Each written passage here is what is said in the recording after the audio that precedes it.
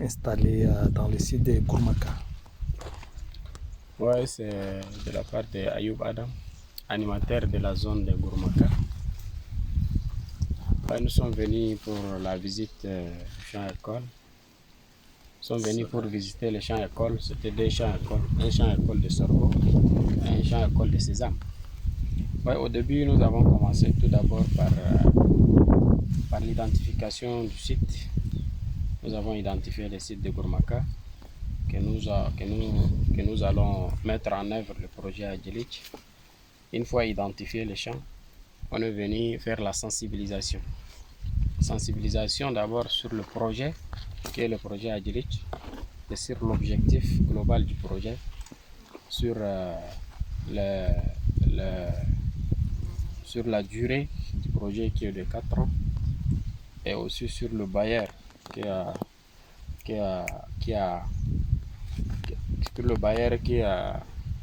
qui a financé le projet, qui est l'Union européenne. Donc on est venu, on a sensibilisé les paysans sur tous ces points. Et on a commencé par l'activité du champ-école. Le champ-école, on a tout d'abord ciblé les vulnérables, 46 vulnérables. On les a distribués des semences améliorées. Donc une fois distribuées, on a d'abord été formé par l'ANADER, c'est les itinéraires techniques de culture. Et nous, à notre tour, en tant que formateurs, on est venu aussi former les paysans sur les techniques de culture. Donc pour les champs de sésame, les interlignes étaient 40 et l'interpoquet c'était 20. Et pour les sorgho, l'interligne était 80 et l'interpoquet c'était 60. Donc on les a formés, ils ont tous appliqué. Et voilà les résultats comme vous voyez. Donc le champ est satisfaisant.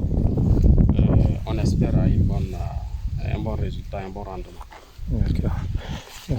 Monsieur Fopin, en tant que superviseur dans le cadre du projet Adjilic, pouvez nous expliquer aussi un peu comment c'est qu'il a expliqué l'animateur, les étapes dont vous avez entreprises jusqu'à arriver à ces niveaux de résultats. Merci beaucoup, je suis le superviseur agronome et dès le départ, nous avions eu à rédiger les techniques culturelles que nous avons mis à la disposition des animateurs. Qui dit technique culturelle, cela va pour toutes les cultures de la préparation du sol jusqu'à la récolte. Donc les sols ont été préparés, ils ont été dégagés de leurs arbustes, il y a eu le travail de labour qui était fait au tracteur, il y a eu au départ, bien avant même le labour, il y avait eu épandage de la fumée organique bien décomposée. Le labour était arrivé, après quoi c'était le semis pour toutes les spéculations, sorgho, mil péninsulaire, arachide, sésame, en fonction des sites qui étaient retenus. Donc nous avions eu à mettre à la disposition des animateurs pour les travaux culturels les dates qui étaient acceptables pour le premier cerclage et avec démarrage, le deuxième cerclage avec butage et le désherbage quand c'est nécessaire.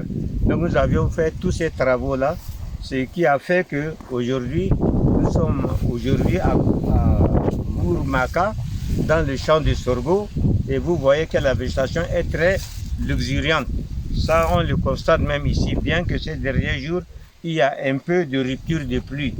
Si nous partons à côté avec le champ de sésame, depuis plus de 15 jours, il n'a pas plu. Sinon, au départ, la végétation est très luxuriante, mais malheureusement, ça fait 15 jours qu'on n'a pas eu d'eau, il y a eu rupture d'eau, donc il y a un peu les plantes qui sont en train de flétrir. Il y a un certain flétrissement et nous prions qu'il y ait une grosse pluie pour venir un peu permettre au champ de sésame de récupérer.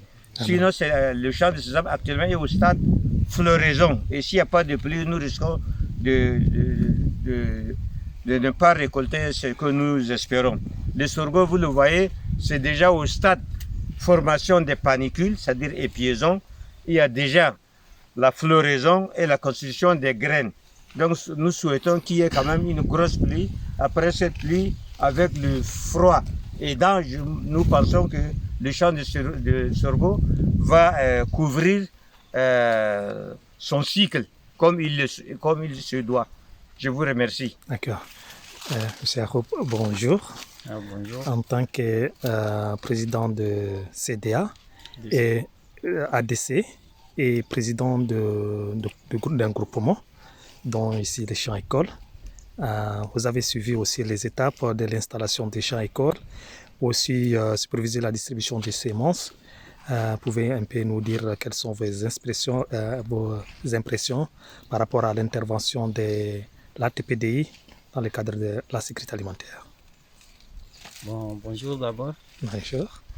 Moi, c'est Yacoub Mamadisen, président d'un groupement qu'on appelle Harjoun. Et puis, ici, c'est les sites là les 5 groupements qui ont participé à cette site des écoles. Des champs écoles. Des champs écoles, des 200 écoles, de sorgho et de sésame. D'accord. Donc, moi, personnellement, je devrais dire que, en tant que moi, je suis le président d'un groupement et puis moi, je suis un bénéficiaire d'un semence améliorée. Et donc, comment avec nos groupements qu'on a travaillé à travers avec ONG ATPDI et Equilibre. D'accord. Donc, dès le début, ils ont distribué les semences. Après les semences, ils ont pris